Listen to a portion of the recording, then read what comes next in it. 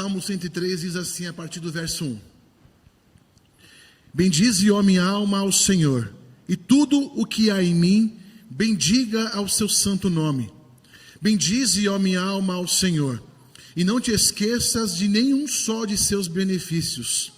Ele é quem perdoa todas as tuas iniquidades, quem sara todas as tuas enfermidades, quem da cova redime a tua vida e te coroa de graça e misericórdia, quem farta de bens a tua velhice, de sorte que a tua mocidade se renova como a da águia.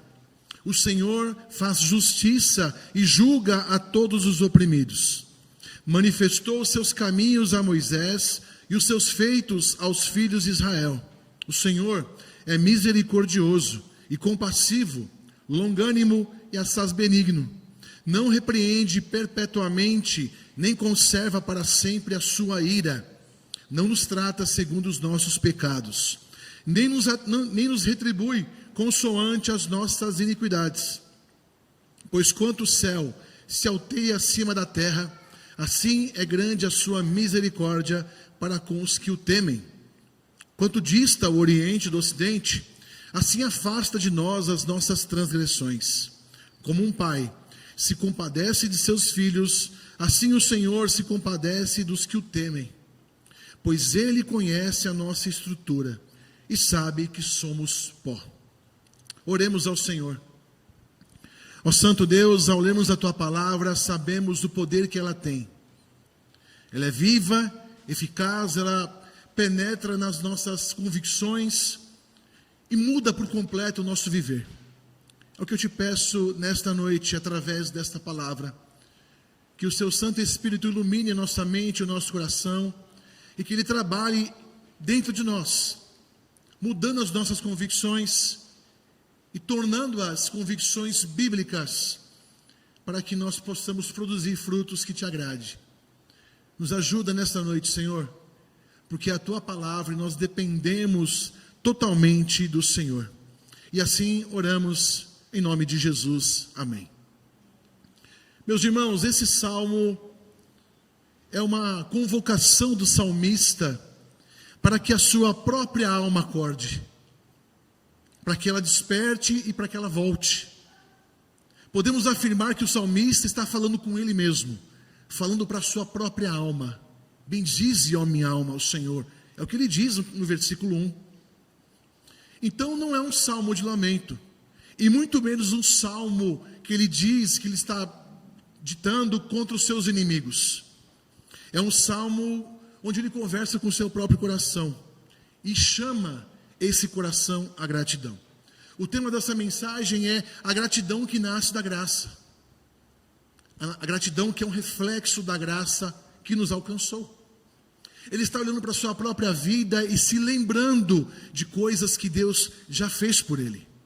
Não das materiais, mas nós vimos aqui do perdão, da graça, da edificação, da nova vida.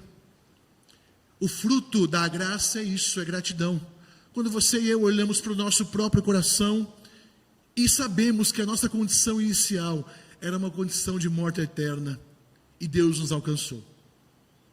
E quando olhamos como esse salmista olha para dentro de si, o fruto é esse, de gratidão, por saber que Deus nos salvou, mesmo sem merecermos. Merecíamos a condenação, e Ele graciosamente nos salvou. É isso que Ele faz. E constantemente, mesmo nós, que somos crentes no Senhor, que já cremos no Senhor, somos salvos no Senhor, a gente às vezes dorme, às vezes descansa, não é verdade? Às vezes entra no estado em que ficamos anestesiados, a rotina, os medos, as preocupações, as feridas, os cansaços, tudo isso vai roubando de nós essa gratidão que deveríamos expressar ao Senhor. Tudo isso enche o nosso coração ao ponto de olharmos para dentro e não expressarmos essa gratidão proposta por esse salmo. E esquecemos de quem Deus é, o que Ele fez e o que Ele prometeu a nós. Por isso que Davi, a impressão que dá é que ele pega a sua alma pelos ombros e ordena, Bendize a minha alma ao Senhor, e não te esqueças de nenhum dos seus benefícios, falando para si. E é em cima desse texto, dessa exposição de um coração, que eu trago aqui 3 verdades, que serão práticas para as nossas vidas. Ora, muitos dos salmos são escritos relatando dores da vida, dores do cotidiano. E aqui ele expressa a sua alma, que ela retorne ao caminho da gratidão. E por que eu estou pregando essa mensagem? Porque na quinta-feira nós tivemos o Dia Mundial de Ação de Graças, né? E como é bom dar graças a Deus. E como é bom dar graças a Deus pela motivação certa. Quando entendemos que, de fato, o nosso futuro estava perdido e Ele nos encontrou. A primeira verdade eu destaco entre os versículos 1 e 5. Vamos reler juntos. Diz assim: bendize a minha alma ao Senhor, e tudo o que há em mim, bendiga o seu santo nome. Bendize a minha alma ao Senhor, e não te esqueças de nenhum dos seus benefícios. Ele é quem perdoa todas as tuas iniquidades, quem sara todas as tuas enfermidades, quem da cova redime a tua vida, e te coroa de graça e misericórdia, quem farta de bens a tua velhice, de sorte que a tua mocidade se renova como a da águia. A primeira verdade que eu destaco nesse bloco de versículos é que nós nos lembremos de quem Deus é e do que Deus fez. É isso que ele está fazendo aqui, lembrando a sua própria alma de quem Deus é e do que ele fez na sua própria vida. Primeiro ele começa convocando a sua alma, né? Ele fala, bendiga a minha alma. Ele nos lembra, e porque a fé floresce dessa memória.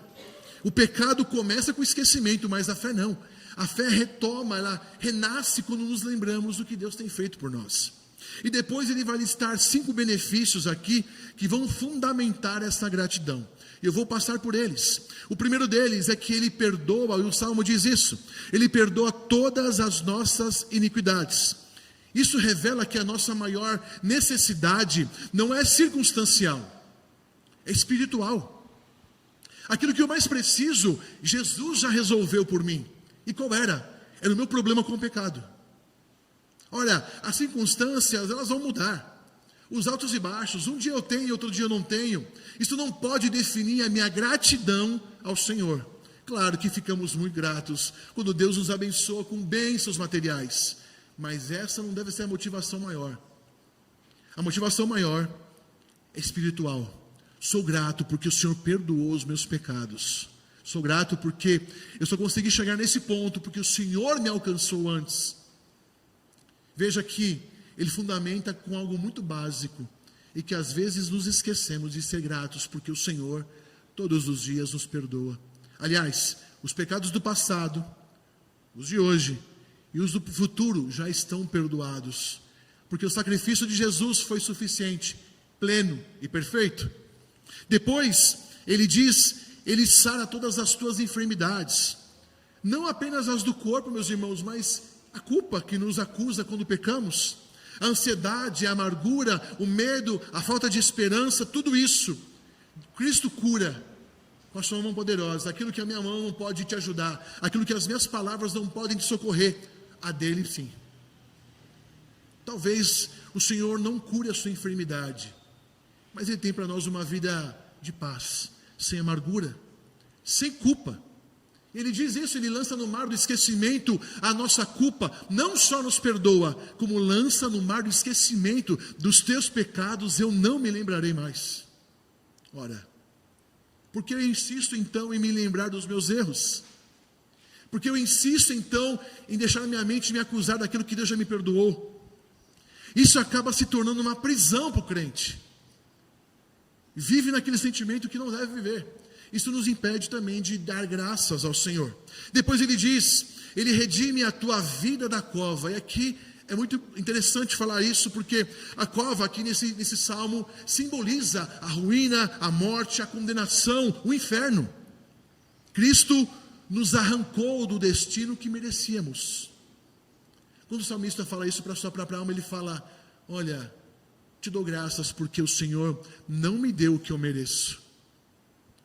Todos os homens de todas as eras, se fosse por merecimento, mereciam o inferno.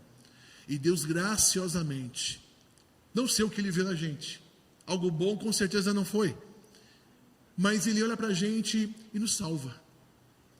E o salmista está lembrando a sua própria alma, como você e eu devemos lembrar a nossa própria alma disso. O Senhor não me deu o que eu merecia. O Senhor me deu Cristo Jesus, que me representou naquela cruz de uma forma perfeita, pagando pelos meus pecados e pelos meus erros, morrendo por mim e me fazendo co-herdeiro deste grande reino. Depois, um pouco mais para frente, no verso 4, ele diz: Ele te coroa de graça e misericórdia. Então, em Cristo, Deus não apenas não nos perdoa, Ele nos dignifica, Ele nos cobre com o seu amor pactual, Ele nos dá graça e misericórdia, Ele é bondoso. Também diz, Ele satisfaz a sua vida com o que realmente preenche. O que preenche a nossa vida? O que torna o nosso coração um coração satisfeito? Não é prosperidade material, não, é saciedade na alma. Porque você pode ter bens e muitos bens, e mesmo assim ter uma alma insatisfeita.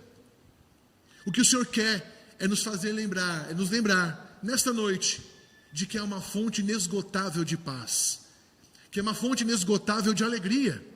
É possível sim, neste mundo tenebroso, sentirmos a paz do Senhor, a glória de Deus, e nos lembrarmos da condição que Ele nos tirou, e dar graças a Deus por isso, e falar: Senhor, obrigado pelo favor, obrigado por me representar naquela cruz, obrigado porque o Senhor não entregou a mim aquilo que eu merecia, obrigado porque o Senhor sacia a minha alma com essas verdades. Acredite, o restante é consequência. As bênçãos é uma consequência, são consequências de uma vida obediente ao Senhor. Olha o que o salmista está lembrando, de coisas fundamentais, de onde Deus o tirou.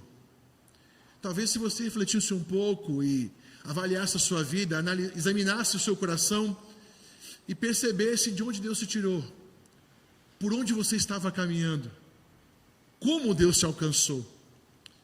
Isso tem que encher nosso coração de gratidão, porque foi um baita favor que Deus fez a nós.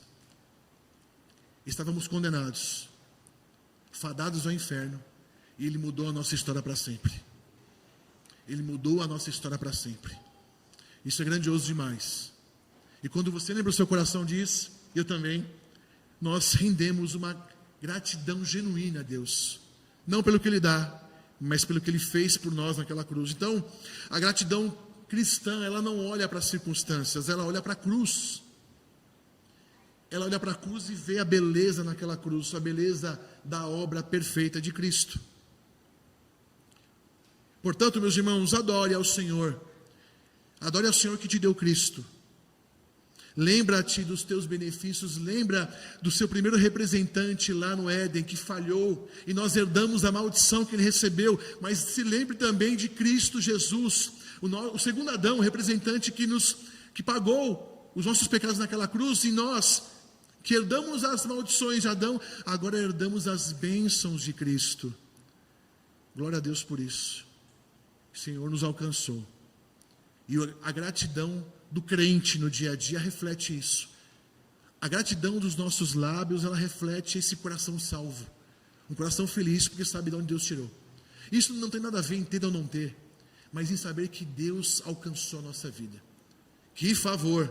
Obrigado, Senhor, por me tirar de onde eu andava. E quando eu lembro da minha vida, eu falo: misericórdia. Não sei onde estaria hoje. Não sei de verdade. Nem se estaria vivo. E a nossa mente pragmática procura entender e responder, né? Mas o que ele viu em mim? Será que ele viu algo de bom em mim? E para nos colocar numa posição perdão a palavra, é um pouco dura, mas uma posição miserável, de dependência. Não, ele não viu nada de bom. Ele nos salva porque Ele é bom.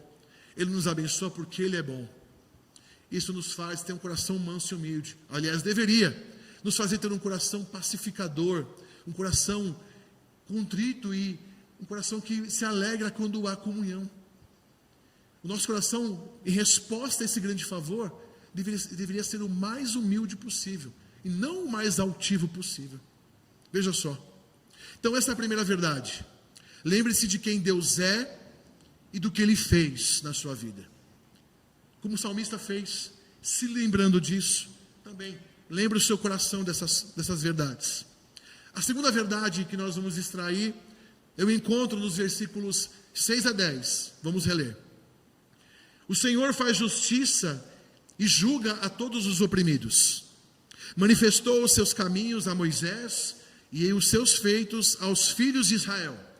O Senhor é misericordioso e compassivo, longânimo e assaz benigno. Não repreende perpetuamente, nem conserva para sempre a sua ira. Não nos trata segundo os nossos pecados, nem nos retribui consoante as nossas iniquidades. Eu pintei esse versículo aqui para que quando eu batesse o olho eu me lembrasse disso. Deus não me trata como eu mereço, graças a Deus. Portanto, não devo tratar o meu irmão como ele merece. Não é verdade? E às vezes merece. Mas um dia você foi alvo dessa graça. E Deus, através de você, quer alcançar outros. A segunda verdade é que nós nos lembremos de como Deus trata o seu povo. É isso que esse bloco vai dizer. Veja só, Deus diz no verso 5 que Deus faz justiça aos oprimidos.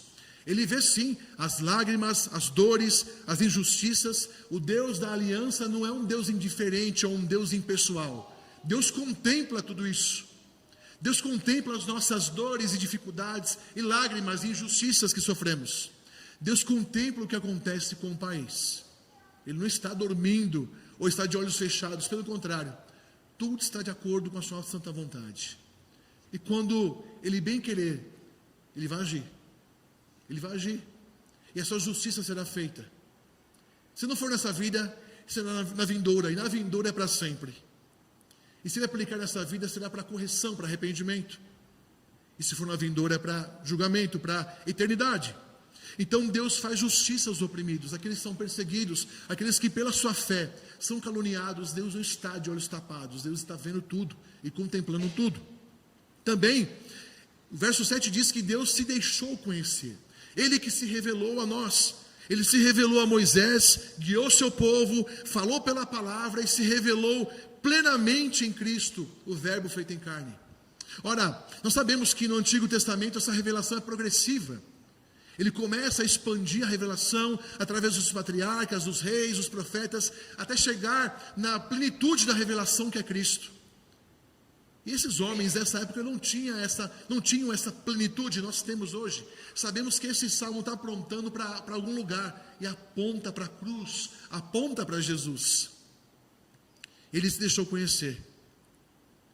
Verso 8 diz que Deus é misericordioso, que Deus é compassivo e abundante em amor. Ele requer também isso do seu povo. Onde nós somos impacientes, Ele é longânimo. Onde somos duros, Ele é compassivo. Onde nós desistimos e desanimamos, Ele permanece. Ele persevera. Tudo isso para nos ensinar que nós devemos copiá-lo. Onde nós expressamos impaciência, Deus é extremamente paciente. Não é verdade? Como é difícil muitas vezes a gente ser tolerante com aqueles que não são da fé. Eu falo por mim, é difícil você às vezes engolir seco algumas coisas e falar, meu Deus do céu. Mas nós não paramos para pensar que aquele não conhece a Cristo e que eu posso ser um canal de bênção e um canal para que essa ou esse conheça a Cristo.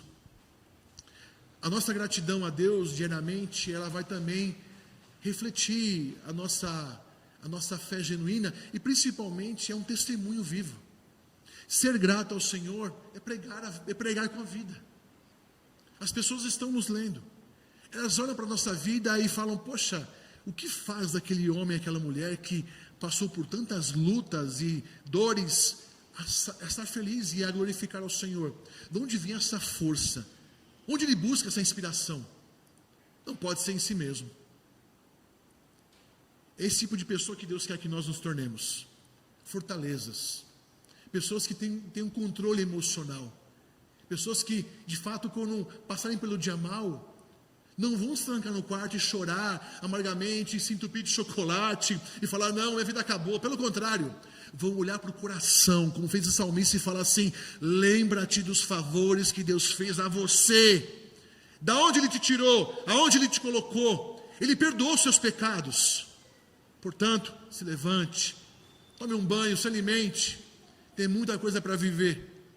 Como o Senhor responde ao profeta que se esconde na caverna: eu sei que você está chateado. Descansa, come alguma coisa. Amanhã é um novo dia. Para você também. Amanhã é um novo dia.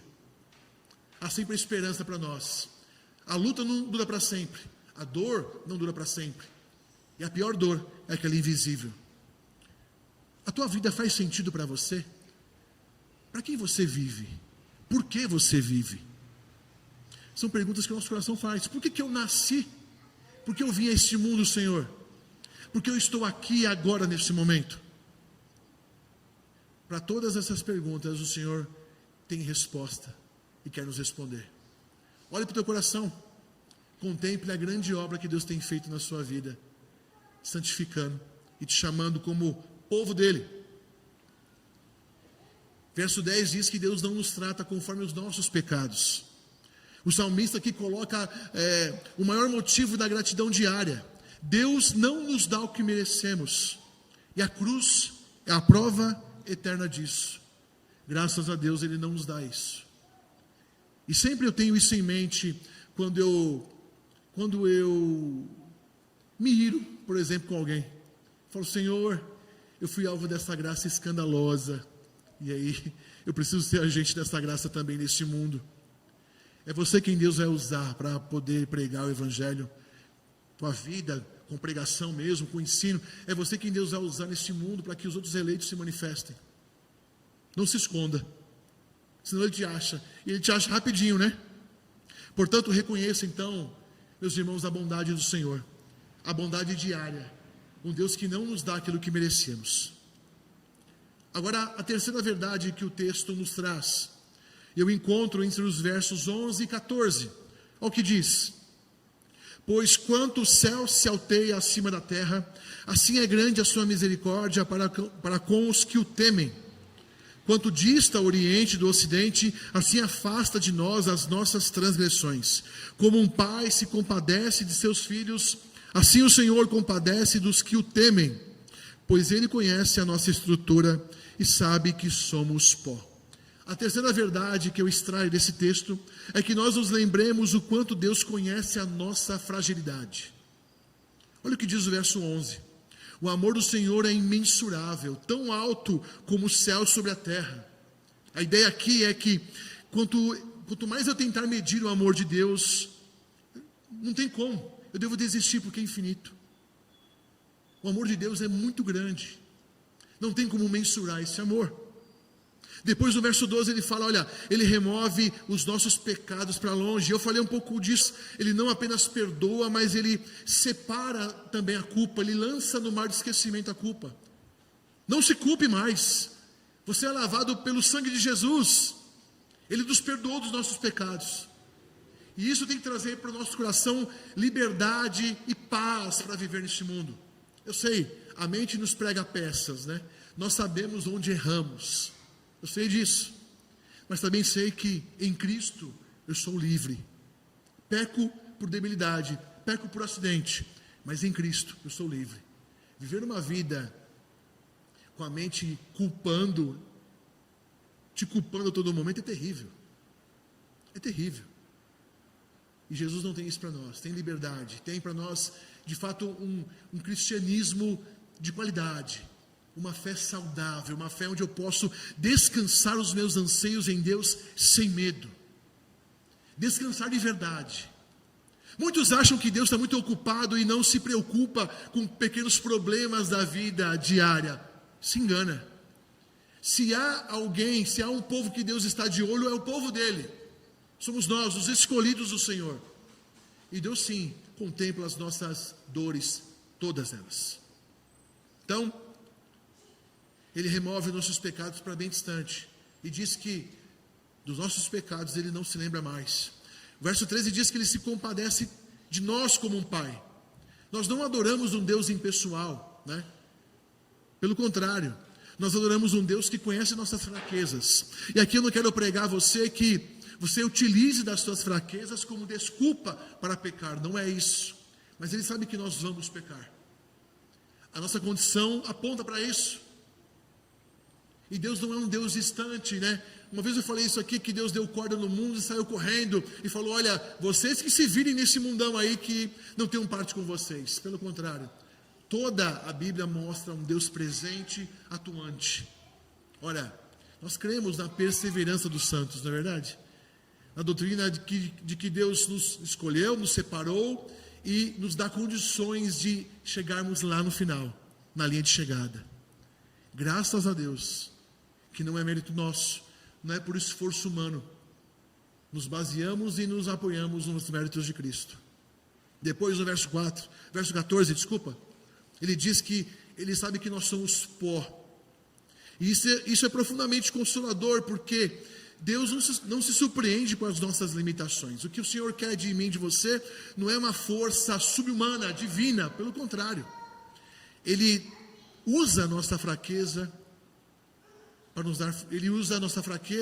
para que a sua glória, a sua força apareça.